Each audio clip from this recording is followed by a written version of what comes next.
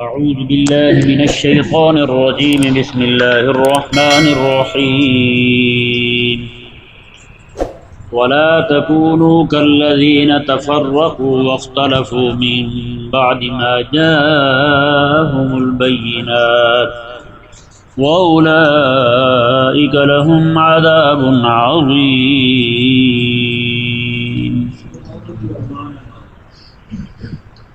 اللہ تبارک و تعالی نے ارشاد فرمایا ولا تکونوا کالذین تفرقوا واختلفوا من بعد ما جاءهم البینات۔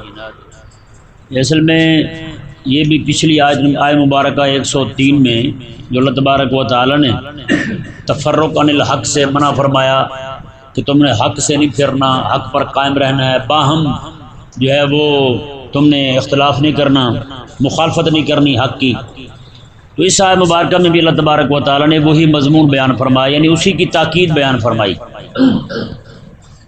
اللہ تعالی نے ارشاد فرمایا ولا تکونوا کالذین تفرقوا، فرمایا کہ تم باہم تفرقے میں نہ پڑو، واختلفوا من بعد ما جاءهم البینات، اور ان لوگوں کی طرح نہ ہو جاؤ، میں کہ ولا تکونوا کالذین تفرقوا، ان کی طرح نہ ہو جاؤ جنہوں نے اپنے دین کے ٹکڑے کر لیے، جنہوں نے اختلاف کر لیا، من بعد ما جاءهم البینات، واضح دلائل آنے کے بعد، واضح دلائل جب آ گئے اس کے بعد انہوں نے اختلاف کیا۔ یہ ذہن میں رہے، بینات یعنی وہ اللہ تبارک و تعالیٰ کے احکامات جن میں کسی طرح کا کوئی اختلاف نہیں ہے، ان احکامات میں بھی اختلاف کر لینا یہ سمجھ سے بالا تر بات ہے۔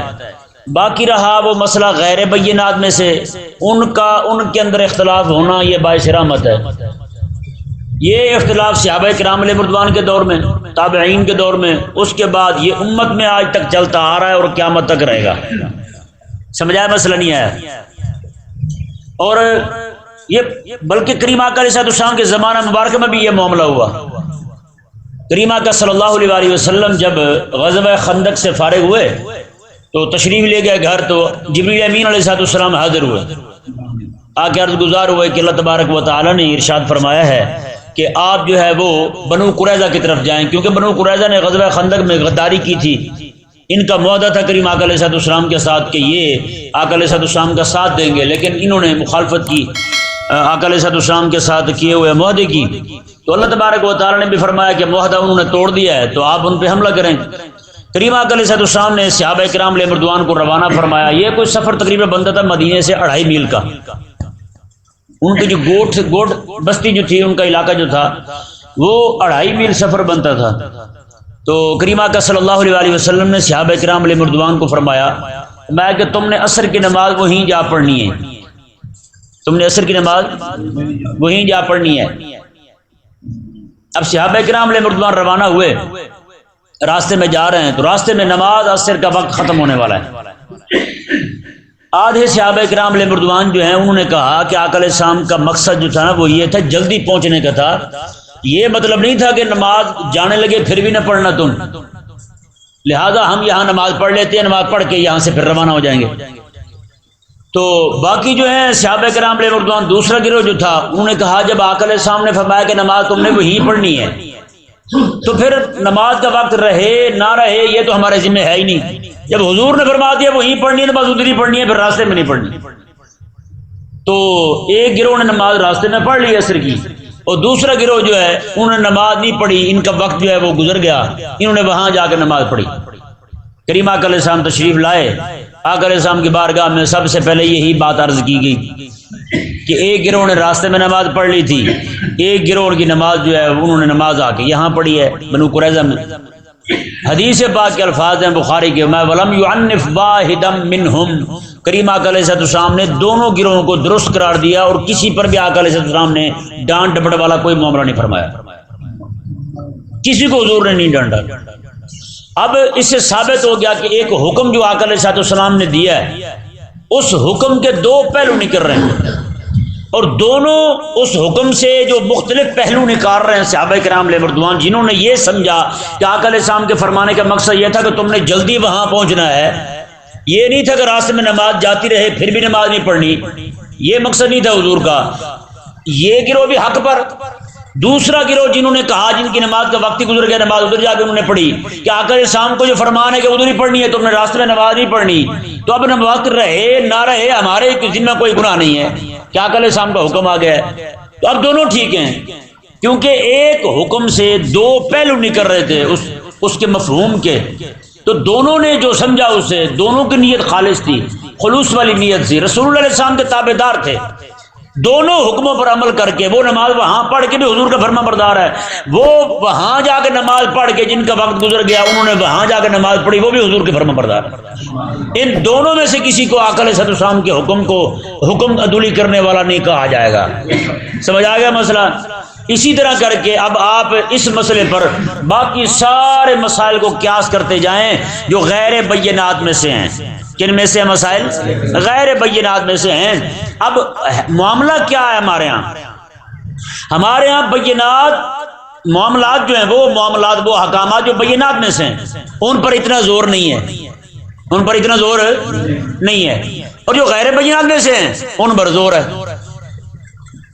جیسے کوئی بندہ یہاں نماز نہیں پڑھتا، نماز نہیں پڑھتا اور وہ ایک دم سے نماز شروع کر دے، لیکن نماز پڑھتے ہوئے وہ جناب رفع دین کرنے لگے تو ہمارا ٹولہ جو ہے یہ گرم ہو جائے گا، بے رفع دین کیوں بھائی؟ یہ نماز نہیں پڑھ رہا تھا بڑا گناہ وہ تھا، یہ رفع دین کرنا بڑا گناہ ہے۔ اور اسی طرح کر کے کو دوسرے یعنی کہ رفع دین جو کرتے ہیں ان کا کوئی بندہ نماز نہیں پڑھتا، انہیں اتنا غصہ نہیں آئے گا، ہاں وہی اگر بغیر رفع دین کی نماز شروع کر دے گا پڑھنی تو انہیں غصہ آ جائے گا، یہ کیا ہوا بھائی؟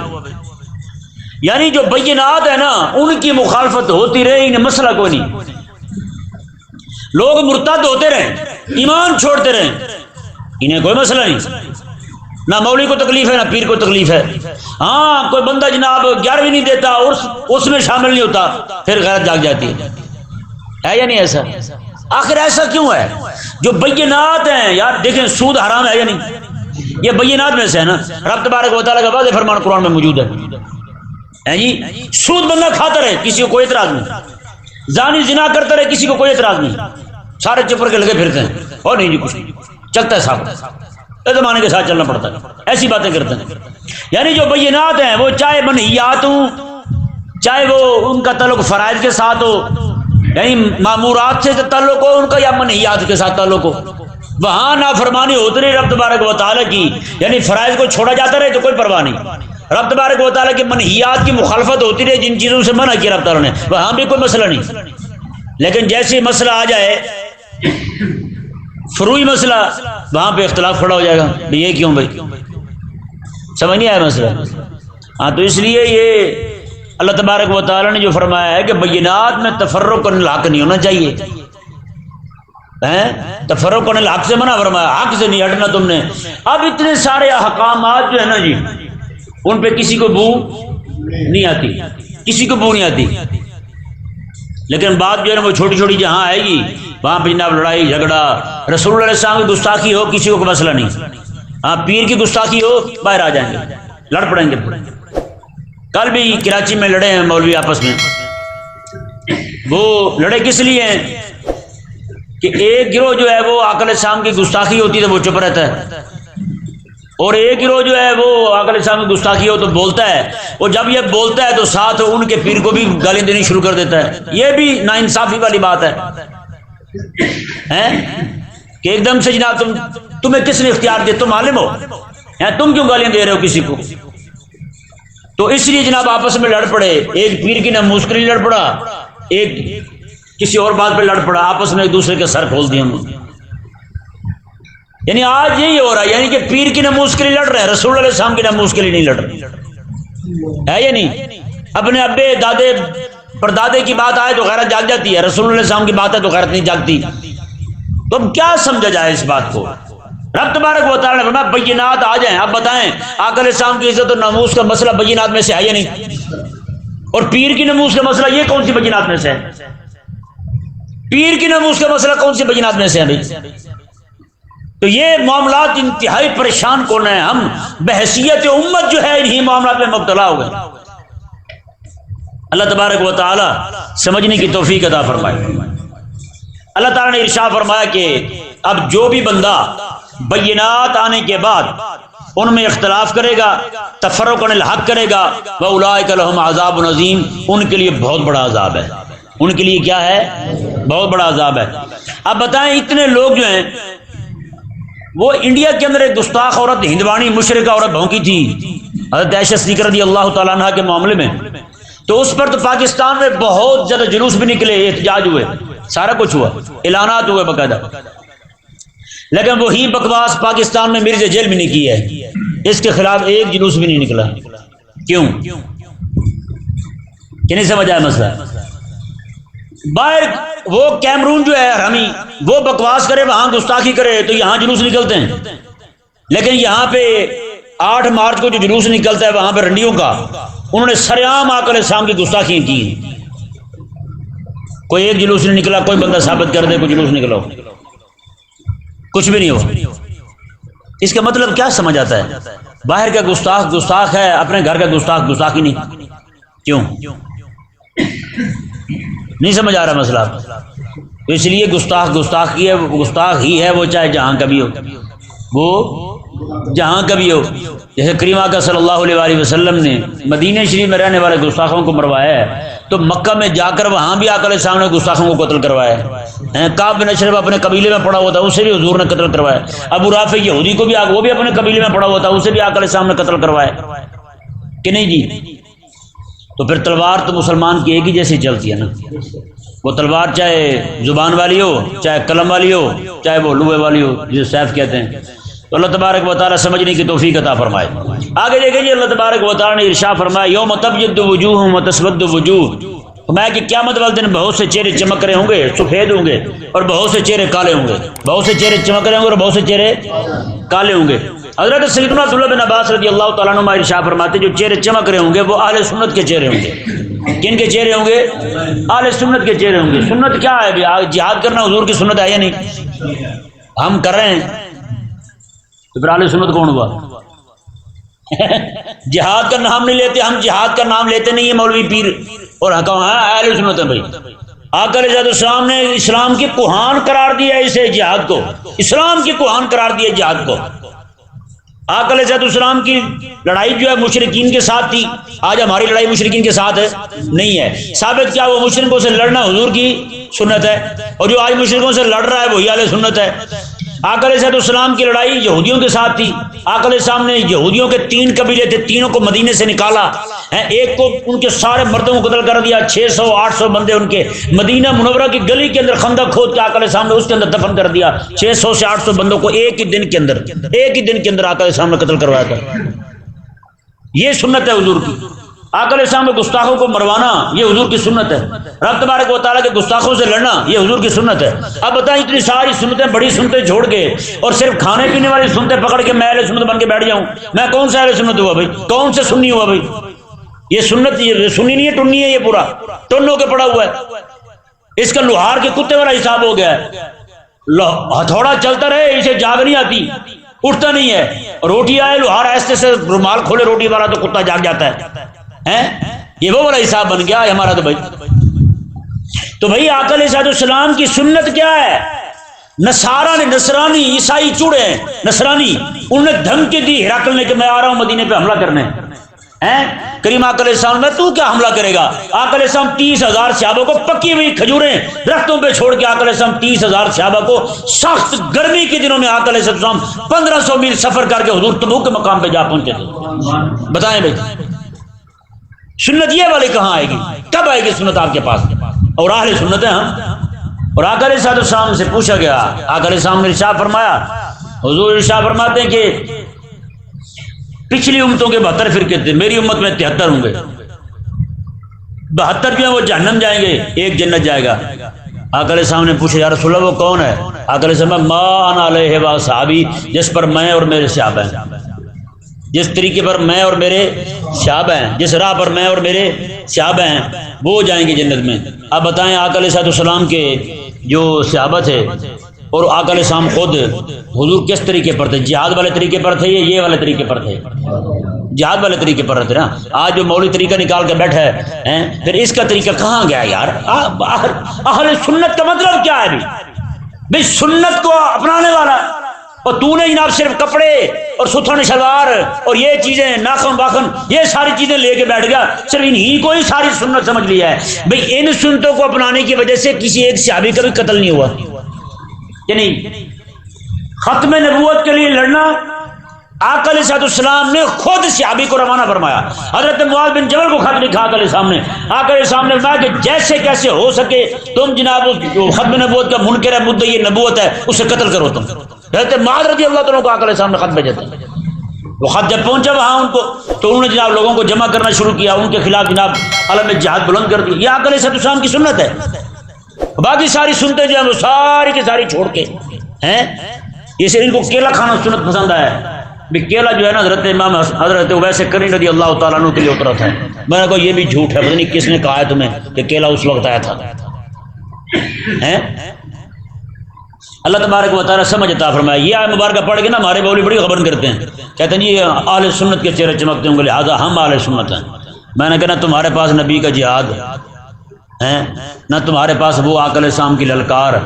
اللہ اکبر۔ ایک مرتبہ آقا علیہ السلام مدینے میں ہیں، رات کے وقت کہیں سے نا خوفناک آواز آئی، اور آقا علیہ السلام کی شجاعت دیکھیں، یہاں تو پیر مرتب 200-400 بندے جناب آگے پیچھے لے کے گھومتا ہے، 10-12 بندے آگے کہہ رہے ہیں پیچھے ہٹو پیچھے ہٹو کہیں پیر تم پر ہی نہیں چڑھ جائے، یہاں کسی کو لتاڑ نہیں دے، پیر تو نہ ہوا کٹا ہی ہوا، پھر وہ تو اس طرح کر کے شور ڈال رہے ہوتے ہیں پہلے، اور جناب سیکورٹی گارڈ آگے پیچھے بندوقیں پستول، کہیں پیر نیک کام کے لیے جا رہا ہے، اچھی موت مر جائے بھلا اچھی بات ہے، لیکن قربان جائے کریم آقا علیہ السلام کی شجاعت اور بہادری دیکھے۔ کہیں سے خوفناک آواز آئی، آقا علیہ السلام مدینے سے باہر تشریف لائے، صحابہ بھی باہر ہے، آقا علیہ السلام تم ٹھہرو میں پورے مدینے کا چکر لگا کے آتا ہوں۔ اندازہ لگائیں، آقا علیہ السلام گھوڑی پر سوار ہوئے، وہ گھوڑی بھی آقا علیہ السلام کے غلام کی تھی، وہ ایسی بھاگی، آقا علیہ السلام نے میں وجدت بحرا، آقا علیہ السلام میں نے اس گھوڑی کو ایسے پایا جیسے سمندر بہتے ہیں نا خاموشی کے ساتھ، میں ایسے دوڑتی ہوئی جا رہی تھی جی۔ اور کریم آقا صلی اللہ علیہ وسلم نے خود تشریف لائے، جب پورا چکر لگا کے مدینے کا واپس آ کے آقا علیہ السلام میں کوئی پریشانی والی بات نہیں ہے، سارے اپنے گھروں میں سو جاؤ۔ اندازہ لگائیں جی، پیر تو پھر یہ ہوتا ہے، آپ تو پھر نبیوں کے بھی پیر ہیں۔ اللہ اکبر کبیرہ۔ اللہ تبارک و تعالی نے ارشاد فرمایا جی آج دعوت ہے ہماری اہل سنت کو، غلبہ اسلام کے لیے کام کرنا حضور کی سنت۔ آپ اہل سنت کامل بننا چاہتے ہیں تو پھر اپنائیں اسے، غلبہ دین کے لیے کام کریں، جہاد کے لیے کام کریں۔ آقا علیہ السلام کے غزوات جو ہیں وہ اپنے آپ بھی خود بھی پڑھیں، اپنے بچوں کو بھی پڑھائیں، خلافت کا مسئلہ خود بھی سمجھیں، لوگوں کو بھی سمجھائیں، اپنے بچوں کو بھی سمجھائیں۔ یہ چیزیں جو ہیں یہ سب اہل سنت ہیں، تو پھر سنت کو تو اپنائیں آپ۔ اہل سنت ہے، سنت کا پتہ ہی نہیں انہیں کون سی سنت ہے، کہاں کیا کرنا ہے کوئی پتہ نہیں ہے، اور ہے کیا اہل سنت ہے نہ بھائی نہ۔ اللہ تبارک و تعالی نے ارشاد فرمایا جی دیکھیں یوم تبیض وجوہ وتسود وجوہ، میں قیامت والے دن ان کے چہرے چمک، بہت سارے چہرے چمک رہے ہوں گے، بہت سارے چہرے کالے ہوں گے۔ حضرت عبداللہ بن عباس فرماتے ہیں یوم تبیض وجوہ اہل سنہ، جن کے چہرے چمک رہے ہوں گے وہ اہل سنت ہوں گے، وتسود وجوہ اہل البدع، اور جن کے چہرے کالے ہوں گے وہ بدعتی ہوں گے۔ وہ کون ہوں گے؟ بدعتی ہوں گے، بد عقیدہ ہوں گے۔ بدعت کی دو قسمیں، عملی بدعت اور اعتقادی بدعت۔ اعتقادی بدعت جو ہے وہ بعض اوقات بندے کو کفر تک لے جاتی ہے، کافر کر دیتی ہے، وہ تو پکا پکا گیا نا اسلام سے، مرتد ہو گیا۔ اور عملی بدعت جو ہے، عملی بدعت میں بدعت کا میں مشغول رہنے والا بندہ بھی جہنم جائے گا، یہ بھی ذہن میں رہے۔ عملی بدعت میں مشغول رہنے والا بندہ جہنم جائے گا، سزا پا کے پھر آ جائے گا جنت میں، کیونکہ مومن ہے نا۔ عمل میں بدعت آئی ہے، عقیدے میں بدعت نہیں ہے، عقیدہ اس کا ٹھیک ہے۔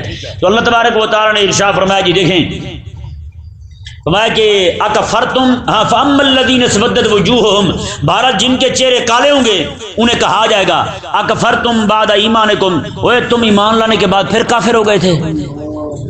اندازہ لگائیں، ایمان لانے کے بعد پھر کافر ہو گئے تھے۔ یہاں تھوڑا سا وضاحت کر دینا ضروری ہے۔ ایک ایمان لانے کے بعد کافر ہونا، سارے لوگ جو ہیں عالم ارواح میں رب تعالیٰ سے وعدہ کر کے آئے تھے مولا تو ہی ہمارا رب ہے، کہ نہیں سمجھ آیا؟ یہاں آگے کسی نے رام کو مانا، کسی نے لکشمن کو، کسی نے کچھمن کو، اور کسی نے کسی کو مان لیا خدا، اور کسی نے جناب بتوں کو خدا مان لیا، تو کسی نے حکمرانوں کو خدا مان لیا، کسی نے امریکہ کو مان لیا، کسی نے فرانس کو، اور دوسرے یہود نصارہ جو ہیں انہیں اپنا خدا مان لیا۔ تو رب تبارک و تعالی نے فرمایا کہ تم ایمان لانے کے بعد وہ ایمان، اس کے بعد تم پھر مرتد ہو گئے، کافر ہو گئے تم۔ ایک بات۔ دوسری بات یہ ہے کہ کوئی بندہ ایمان لانے کے بعد کافر ہو جائے، مرتد ہو جائے، قادیانی ہو جائے، ہندو ہو جائے، مشرک ہو جائے، کوئی بھی ہو جائے، تو یہ بندہ اسے بھی یہ کہا جائے گا۔ اور تیسرا بندہ جس نے بدعت عملی اختیار کی تھی، جس کے عمل میں بدعت تھی، بد عملی تھی جس کے عمل میں، یعنی خدا رسول کے بتائے ہوئے طریقے پر، خدا کے بتائے ہوئے رسول اللہ کے سکھائے ہوئے طریقے پر نہیں تھا وہ بندہ، اپنے طریقے اس نے نکالے ہوئے تھے، اپنے جناب اس کے چال لچھن تھے، اپنے اس کے کرتوت تھے، ایسا بندہ جو ہے رب تبارک و تعالیٰ نے فرمایا ان سب کو کہا جائے گا، کیونکہ اس میں جو بدعتی ہے نا، بدعت فی العمل کا مرتکب جو ہے یہ جہنم جائے گا، لیکن جہنم جا کے باہر آ جائے گا، کیونکہ اس کا جو عمل ہے وہ کفر ہے، اس کا عمل ہے کفر ہے، اگرچہ خود کافر نہیں، کافروں والا عمل کر رہا ہے نا، خود کافر نہیں ہے، اعتقادی کافر کافر ہوتا ہے، اور عملی کافر جو ہے وہ خالص کافر نہیں ہوتا۔ رب تبارک و تعالی نے ارشاد فرمایا، جی دیکھیں،